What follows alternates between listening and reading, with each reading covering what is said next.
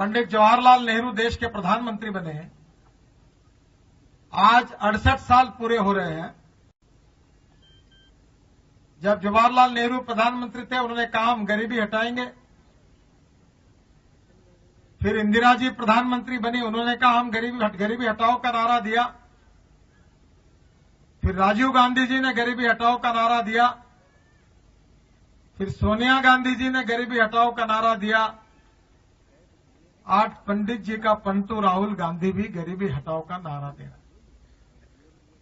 किसकी गरीबी दूर हुई है? किसानों की, मजदूरों की गरीबी दूर हुई है? यादव हो, कुर्मी हो, ब्राह्मण हो, किसकी गरीबी दूर हुई है? बहनों और भाइयों, गरीब और गरीब होते जा रहा है। और मैं आपसे ये बात कहने के लिए आया हूं कि आपके गरीबी और भूखमरी और बेरोजगारी का कारण क्या है? गांव में जाने के लिए रोड नहीं है, पीने के लिए पानी नहीं है, स्कूल की बिल्डिंग है तो टीचर नहीं, टीचर है तो बिल्डिंग नहीं, दोनों है तो विद्यार्थी नहीं, तीनों है तो पढ़ाई नहीं। अस्पताल की हालत यही बनी हुई है कि डॉक्टर है तो नर्स नहीं, नर्स है तो डॉक्टर नहीं, दोनों है तो दवाई नहीं, तीनों है तो कौन मरने के लिए जाए। इसी सरकारी अस्पताल की हालत है।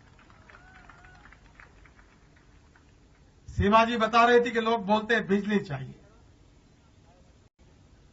बिजली है हमारे यहां। हम भारतीय जनता पार्टी के कार्यकर्ता मिलकर मेरे क्षेत्र में, नागपुर में, हम इतनी बिजली तैयार करते हैं वहां के किसान कि आपके रांची शहर को जितनी बिजली लगती है उससे ज्यादा बिजली हम हमारे किसान तैयार करते हैं। आपका जो चावल आप तैयार करते हैं उससे जो राइस हस, उसको आप क्या कहते हैं, भूसा, हम भूसे से बिजली तैयार करते हैं, बगास से बिजली तैयार करते हैं। यहां के किसान क्यों नहीं कर सकते? ये सब कुछ क्यों हो रहा है?